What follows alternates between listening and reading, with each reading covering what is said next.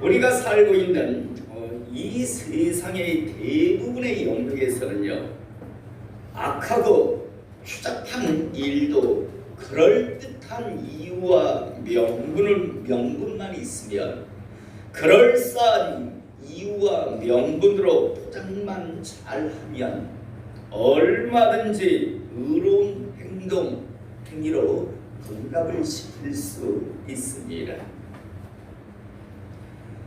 최근 우리나라 의사들이요, 전국에 더 많은 의과대학을 신설하겠다고 하자 환자들을 볼모로 집단 행동에 나섰던 것을 우리가 잘 알고 있습니다.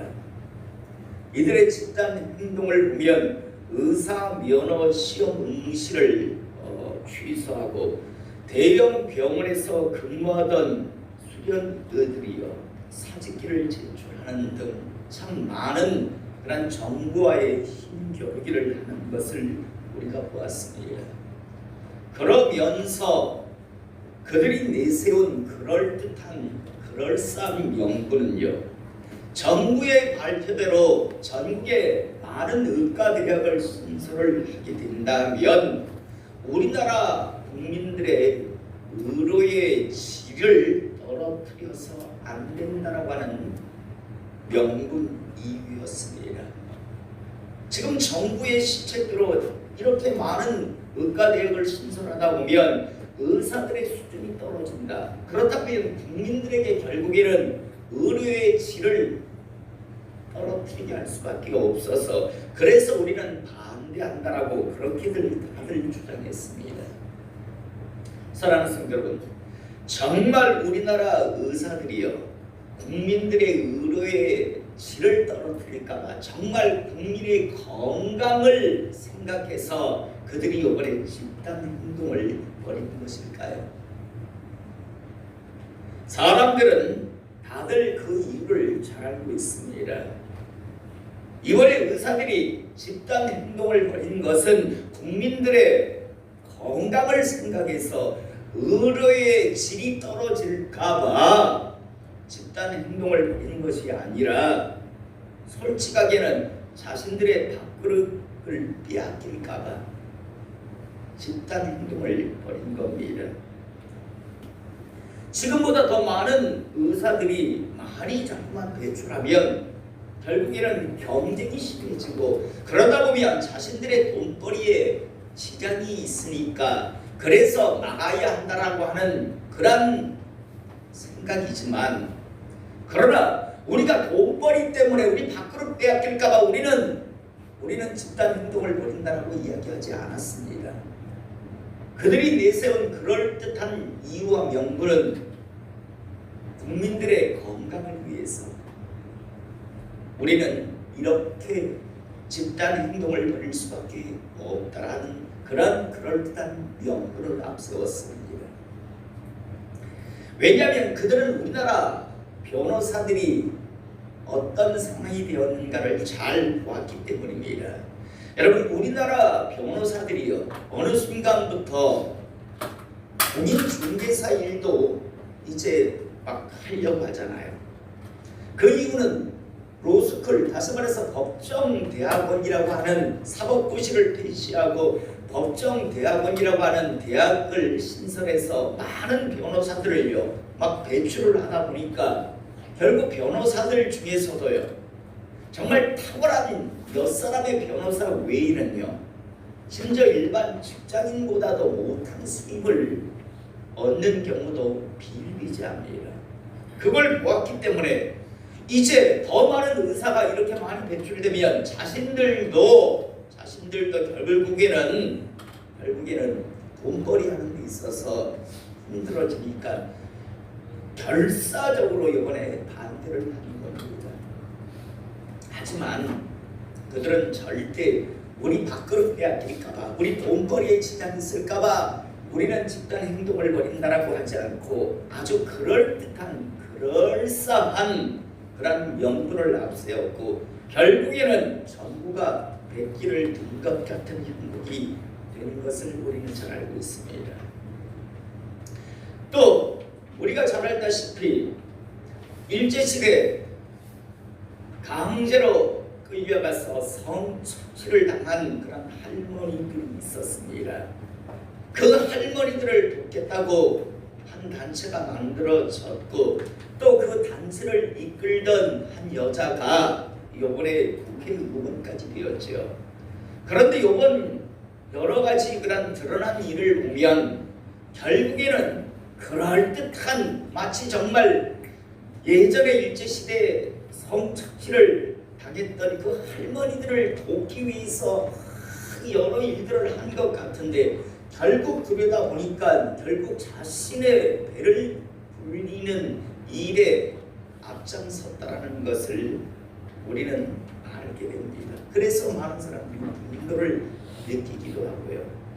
또 어떤 단체는요, 길거리에 버려진 유기견들을 잘 관리한다며 정말 동물을 굉장히 사랑하는 것 같은 그런 단체와 그 대표가 심지어 대통령에게 상도 받았던 그런 단체와 그 대표가 보니까 나중에 보니까 정말 동물을 사랑하는 게 아니라 돈벌이를 위해서 길거리에 버려진 유기견들을 관리한 것, 앞에서는 관리해 준 것 같았지만 뒤에서는 다 안락사시켰다는 것이 드러나는 바람이에요.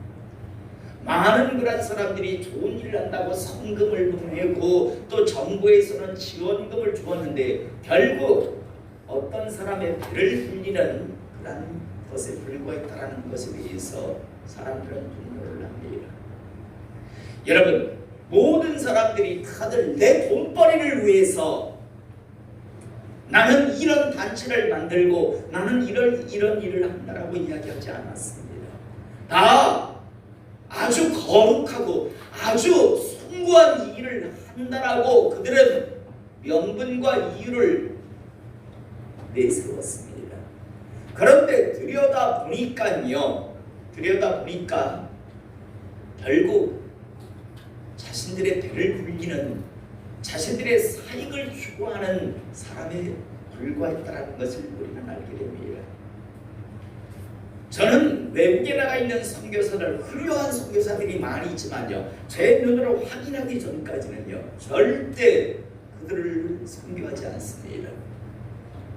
왜냐하면 너무 많은 가짜들이 많기 때문에 내 눈으로 확인하기 전까지는 절대 무슨 같은 교단의 선교사랄지라도 저는 돕지 않습니다. 진짜 고생하는 선교사님들이 있습니다. 그런데 참 많은 선교사들이요 호화롭게 한 번씩 1년에 서너 번씩 들어와서요 여러 가지 그런 교회들을 돌아다니면서 선교 헌금을 해달라고 하는데 결국 하다 보면요 우리나라 국내의 목사들은 결코 상상할 수 없는 그런 일들을요 외국에서는 해냅니다. 기사를 두고 있는 사람도 있고 식물을 가정부를 두고 있는 사람도 있고 아이들을 미국에 있는 정말 우리나라 사람들은 도저히 상상할 수 없는 그런 대학이에요. 학비가 어마어마한 그런 학비가 들어가는데요. 그런데 보내는 선교사들도 빌리비자입니다. 껍데기는 아프리카 선교사인데 실상은 항상 미국에 살아가는 사람들도 참 많이 있습니다. 그래서 저는 확인하기 전까지는요 안 합니다. 여러분들이 잘 알다시피 요번같이 물난리가 나면 방송에서 수재의원금을요 이렇게 모읍니다. 방송국에서 공짜로 해주는 것 같이요.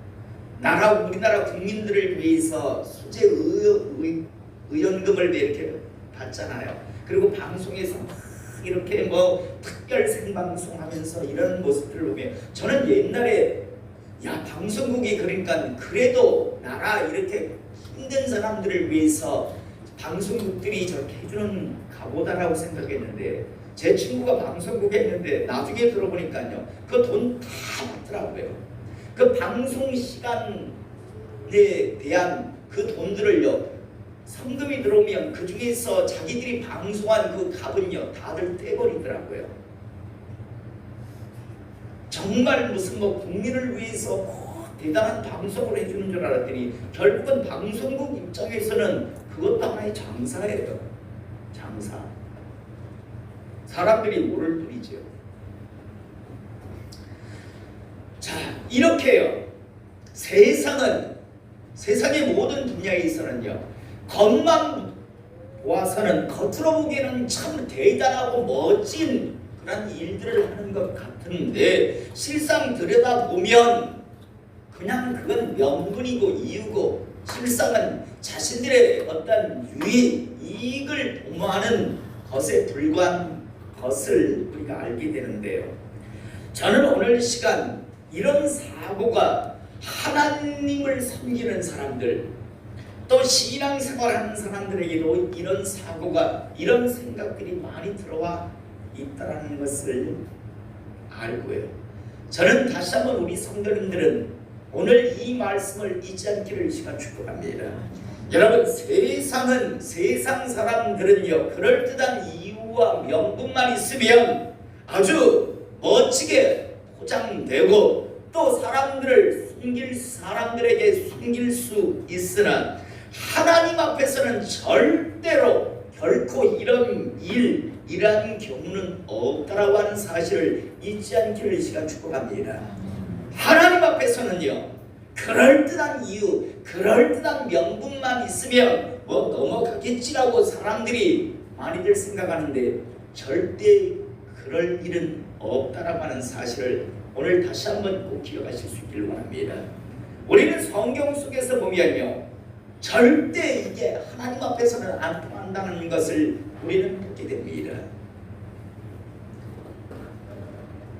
우리가 잘 아는 사울 왕이라고 하는 이스라엘의 최초의 왕이었죠. 사울 왕이 왕이 되었을 때 어떤 일이 있었는가 하면요, 첫 번째로 블레셋이라고 하는 나라가요, 쳐들어왔습니다. 하나님 앞에 이제 제사를 드리고 이스라엘 백성도 블레셋과 전쟁하기 위해서 나가야 하는데, 그런데 제사는요, 오직 제사장만이 집전을 할 수 있었습니다. 사울왕은 당시 제사장이자 선지자였던 사무엘을 처음에는 기다렸습니다. 그런데 자기의 생각과 다르게 사무엘 선지자가 사무엘 제사장이 빨리 와야 하는데 저쪽은 지금 전쟁을 하겠다고 지금 들썩들썩 거리고 있는 상황인데, 그런데요, 사무엘 선지자가 도착을 하지 않습니다.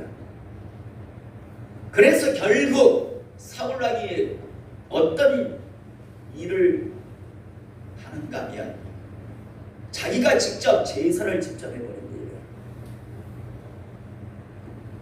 제사를 마친 직후에 사무엘 선지자가 도착을 하는데, 제사장이 도착하는데 보니까 사울왕이 제사를 직접 집전을 했어요.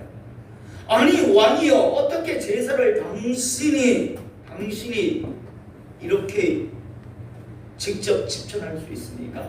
왕은 제사를 집전할 수 없다는 걸 모르십니까? 라고 하니까요, 사울왕이 하는 말이 있습니다.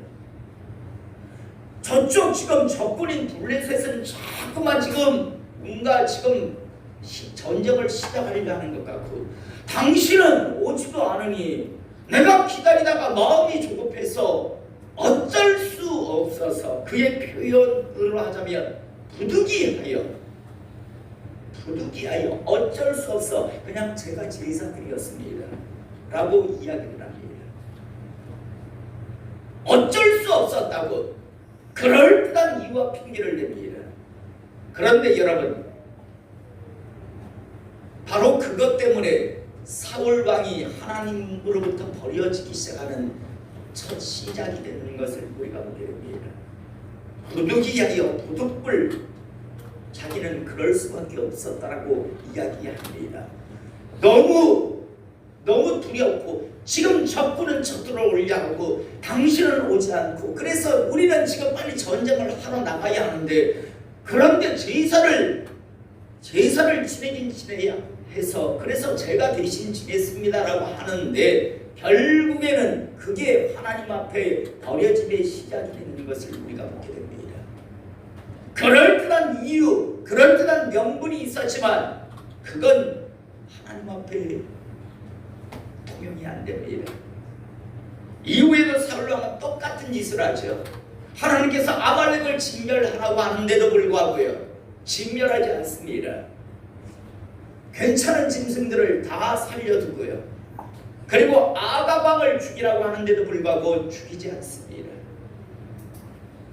나중에 사무엘 선지자를 통해서 왜 당신은 하나님의 말씀에 불순종했습니까? 왜 저 짐승 소리가 지금 들립니까? 라고 사무엘 선지자가 이야기하자 그가 하는 말이 무엇인가면, 백성이 당신의 하나님께 제사하려 하여, 자기가 아닙니다. 백성들이, 내가 한 게 아니고 백성들이 당신의 하나님, 자기는 다 빠졌어요. 자기는 다 빠지고 백성들이 당신의 하나님께 제사하려 하여 양들과 소들 중에서 가장 좋은 것을 남기며 그 외에는 다 진멸했다라고 이야기를 합니다. 자기는 쏙 빠지지요. 백성들, 당신의 하나님. 아주 완벽한 핑계, 이유를 대고 있습니다. 나는 그러려고 하지 아니하였는데 백성들이 당신의 하나님께 제사하려고 하고 그렇게 했습니다라고 이야기합니다. 그런데 하나님께서 이 사울왕의 말을 듣고 그랬구나라고 인정해 주는 게 아니라요, 즉시 그를 왕의 자리에서 버리시는 것을 우리가 보게 됩니다. 가룟 유다 역시도 마찬가지죠. 한 여인이 향유를 주님께 붓자요, 그가 이야기하죠. 왜 이 비싼 향유를 허비하느냐?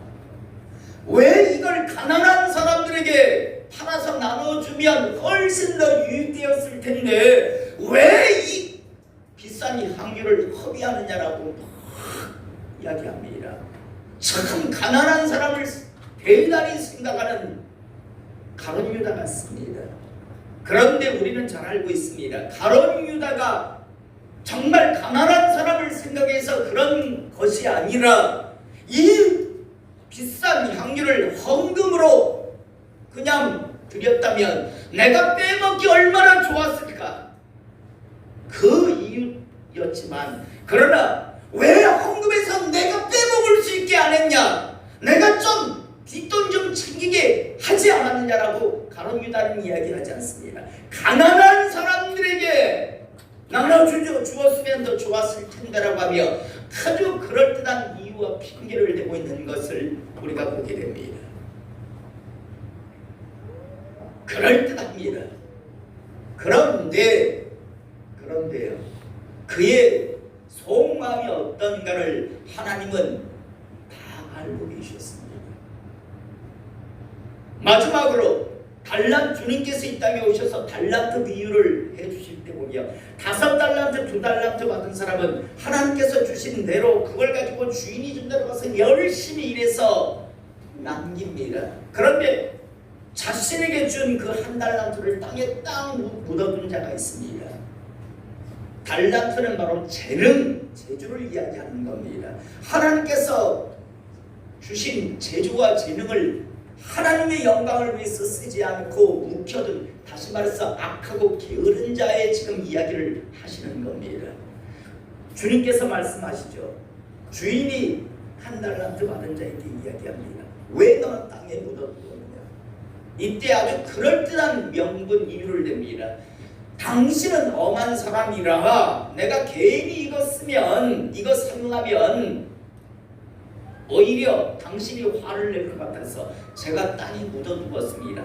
아주 그럴듯한 이유와 명분을 냅니다. 그랬니라고 이야기하지 않습니다.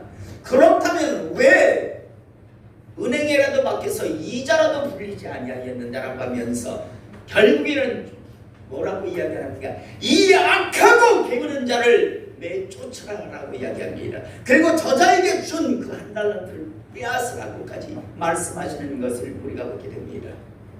저는 오늘 이 시간 우리 성도님들이요 다시 한번 분명히 알기를 시간 축복합니다. 세상은요 그럴듯한 이유와 핑계를 대면 알고도 모르고도 넘어가 줍니다. 넘어갑니다. 그러나 하나님 앞에서는 절대로 그럴듯한 이유와 명분을 가지고 넘어가지 않는다는 사실을 다시 한번 잊지 않기를 시간 축복합니다. 우리는요 참 혼미혼란한 시대를 지금 살아가고 있습니다. 보내고 있습니다. 교회들이 시끌시끌합니다. 이번 8월 15일 날 광화문 집회에 참석한 사람들과 또 참석하지 아니한 사람들 간에 어느 순간부터 지금 싸움이 시작됐습니다. 참석한 사람은 참석하지 아니한 사람들을 향해서 비겁자라고 이야기를 하고요. 참석한 사람들은 신앙에서 벗어난 잘못된 길을 가는 사람들이라고 이야기를 합니다. 방송에서도 자꾸만 그걸 다루다 보니까 서로 치열한 논쟁, 싸움이 되기 시작합니다. 내분이 일어납니다. 또 정부의 실체대로요. 비대면 예배, 온라인 예배를 드리는 교회와 또 대면 예배, 온라인 예배를 드리지 않는 교회 간에 또 어떤 논쟁이 시작되어 버렸습니다. 대면 예배를 드리는 교회들은 온라인 예배가 그게 예배냐? 라고 이야기를 합니다. 대신 비대면 예배를 드리는 교회들은 왜 교회들이 좀 솔선수범해서 방역에 도움을 주어야 하는데 왜 전염병을 퍼뜨리는 그런 일을 하느냐? 자제해야 할 때는 자제해야 되지 않느냐? 여러분 이게 간단한 문제 같지만요 서로 완전히 굉장한 격양된 어조를 서로 지금 비난하는 상황까지 되었습니다. 교회 내분으로 지금 점점 발전하고 있는 것을 우리가 보게 됩니다. 여러분 어제 그것이 알고 싶다를 혹시 보셨는가 모르겠는데요. 어제 정강훈 목사라고 하는 사람을 다루었습니다. 저는 그걸 막바지에 조금 봤는데요. 저도 혼란스러운 게요. 한기총 역대 회장이라고 하는 사람들이요. 정광훈이라고 하는 목사를요. 참 대단하게 좋게 다들 이야기하는 것을 보았습니다. 그 중에 저희 교단 목사인 길자연 목사도 포함되어 있는 것을 제가 보면서요. 저도 혼동스럽습니다. 뻔히 보이는데 그래도 각 교단의 큰 인물들이라고 불리었던 한때 목회를 정말 잘했다고 하는 목회자들이 왜 그를 지지했을까? 물론 끄트머리에서 어떤 뉘앙스를 보이더라고요. 정강훈 목사는 그런 목사님들을 만날 때마다 50만 원에서 100만 원씩 용돈을 항상 주었다라는 그런 증언을 하는 걸 통해서 대충 또 그런 여러 가지 생각을 하기는 하지만요. 과연 50만 원, 100만 원 용돈 받는다고 하나님 보시기에 말씀의 기준으로 볼 때 신앙인이 아니고 정치인으로 전락하는 저 사람을 과연 그렇게 지지할 수 있을까라는 신앙의 양심으로 지지할 수 있을까? 살면 얼마나 살겠다고 50만 원, 100만 원 받아서 얼마나 맛있는 것을 더 사 먹겠다고 자식들에게 남겨주겠다라고 그 정도로 그렇게 하진 않을 거라는 생각 때문에요. 저는 혼미혼란스럽더라고요. 사랑하는 성도 여러분, 저는 오늘 시간 우리가 오늘 금방 보았던 이 말씀을 살면서 절대 잊지 않기를 시간 축복합니다. 우리 사람들 속일 수 있습니다. 그럴듯한 이유와 핑계를 대면 알고도 모르고도 사람들은 속습니다. 그런데 문제는요, 언젠가 반드시 결산의 때가 있다는 사실, 언젠가 낱낱이 드러내야 할 때, 드러낼 때가 있다는 사실을 잊지 않기를 시간 축복합니다.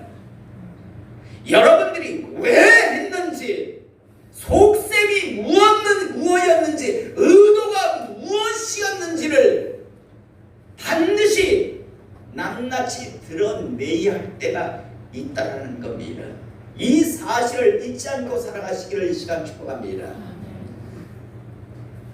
웃으면서 상대를 죽일 수 있습니다. 제가 아는 분 중에서 참 그런 분이 있습니다. 의도를 분명히 알아요. 의도는 안 좋은 거예요. 그런데 앞에서는 웃죠. 그리고 항상 누군가 뭐라면 내가 뭘 잘못했다고? 라고 이야기해요. 난 웃었잖아. 아주 몸에 배긴 분이 있습니다. 저는 다시 한번 오늘 이 시간 잊지 않기를 원합니다. 당신의 의도들까지 다 하나님 앞에 드러난다는 사실을 잊지 않기를 이 시간 축복합니다. 오늘 히브리서 4장 12절 13절 말씀을 보면 하나님의 말씀은 살아있고 활력이 있어 좌우의 날선 어떤 검보다 예리하여, 여러분 어떤 수술칼보다도 하나님의 말씀은 더 예리할 겁니다.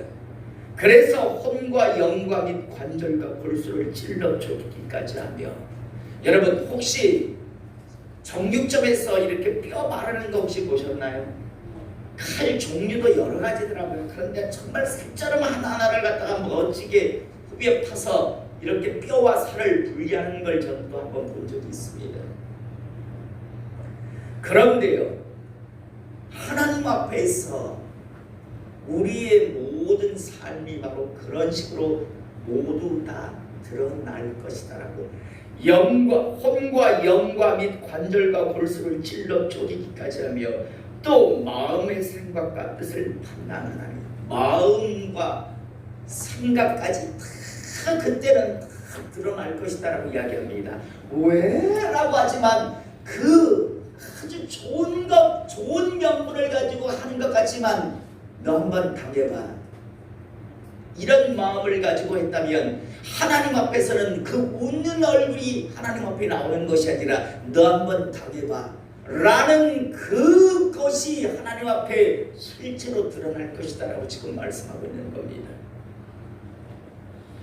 그러면서 13절 지으신 것이 하나도 그 앞에 나타나지 않음이 없고 우리의 결산을 받으실 이 눈앞에 만물이 벌거벗은 것 같이 드러나느니라 라고 말씀합니다. 저는 오늘 이 시간 남은 세계 하나님의 사람으로 살아가시며 이유, 명분, 핑계 이것 가지고 위선과 가식의 가면을 뒤집어 쓰지 마시고요, 하나님 앞에 모든 것이 낱낱이 드러날 때가 있다는 사실을 의식하고 기억하시며 하나님의 사람으로 살아가시기를 이 시간 축복합니다. 주님이 이 땅에 오셨을 때 하신 말씀 중에서 바리새인 서기관들을 향해서 이런 말씀을 하셨습니다. 너희들은 앞으로 저주받을 자들이다. 화 있을진저라고 하시죠. 그러면서 왜 너희들은 앞으로 저주받아야 하는가? 이 말 속에는 너희들은 다 앞으로 지옥 갈 자들이야 라는 말씀이죠. 그런데 자기들은 전혀 그런 생각을 안 했어요. 자기들은 누구보다도 하나님을 잘 섬기고 누구보다도 하나님의 말씀을 잘 아는 사람이라고 스스로 생각하고 있었는데 정작 심판하실 심판자, 재판장이 너희들은 앞으로 내가 다 지옥 판결을 내릴 거야 라고 말씀하시는 겁니다. 왜 그런 줄 아느냐라고 하면서 한마디로 말하면 너희들은 철저하게 위선의 가면을 썼어. 너희들은 진실하지 않고 철저하게 위선과 가식의 가면을 쓰고 있었기 때문이야 라고 말씀합니다. 그러면서 덧붙인 말씀이 무엇인가 하면 너희들은 자꾸만 겉만 그럴듯하게 자꾸만 꾸미는데 겉을 만드시니가 속을 만드시지 아니하였겠느냐. 겉을 보시는 하나님이 너희들의 속을 모를 것이다 라고 생각하느냐 라고 말씀하시는 것을 우리가 보게 됩니다. 오늘 시간 저도 여러분들도요, 항상 하나님 앞에서 우리의 겉이 드러나는 것이 아니라 우리의 겉과 우리의 속이 그대로 낱낱이 드러난다라는 사실을 잊지 않기를 이 시간 축복합니다.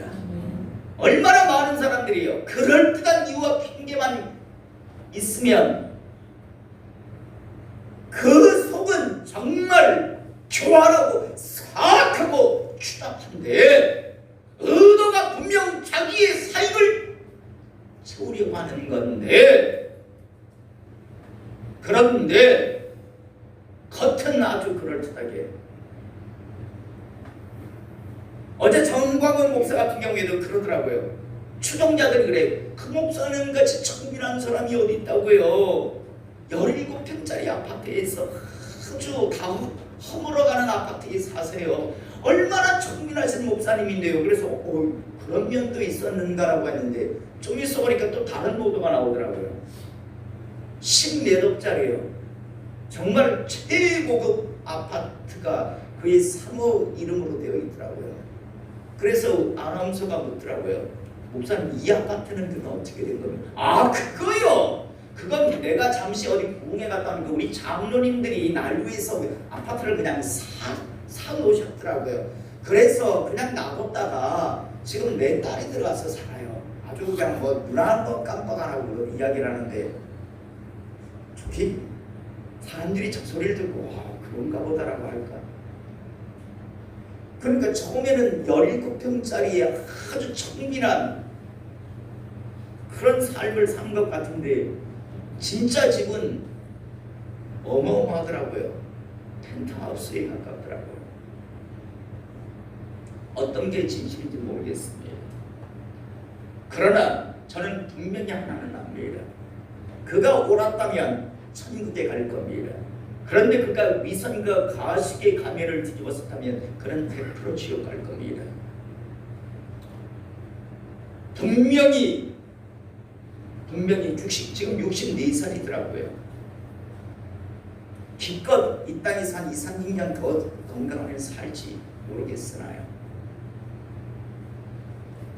반드시 하나님의 앞에서는요, 그게 진실이었는지, 정말 부흥회 갔다 오니까 장로님들이 너무 수고하신다고 그렇게 펜트하우스 같은 아파트를 그렇게 동의 안 받고 그렇게 정말 살 수 있었는지, 사 놓은 것인지, 아니면 앞에서는 17평짜리 가난하게 사는 것 같지만 뒤에서는 펜트하우스를 마련해 놓은 건지, 그 진실 유무는요, 이유와 명분은 그럴듯한데 누가 그렇다고 그걸 후배 풀려가겠습니까? 그렇다니까 알고도 모르고도 넘어갑니다. 그런데 하나님 앞에서는 진실 유무가 드러나겠죠. 오늘 시간 다시 한번 마음판에 새기시기 바랍니다. 여러분, 진실하십니까? 하나님 앞에 정말 진실하십니까?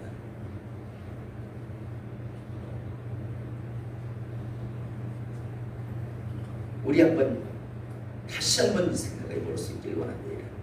그렇게 주님께서 이 땅에 와서 바리새인 서기관을 향해서 이 위선과 가식의 가면을 뒤집어 쓰고 있는 자들아, 너희들은 반드시 저주받을 것이다 라고 그렇게 말씀하시는데도 이 시대 교회 안에서 목회자에서부터 초신자에 이르기까지 덕지덕지 위선과 가식의 가면을 뒤집어 쓰고 있다면 그건 참 저주스러운 일이겠죠.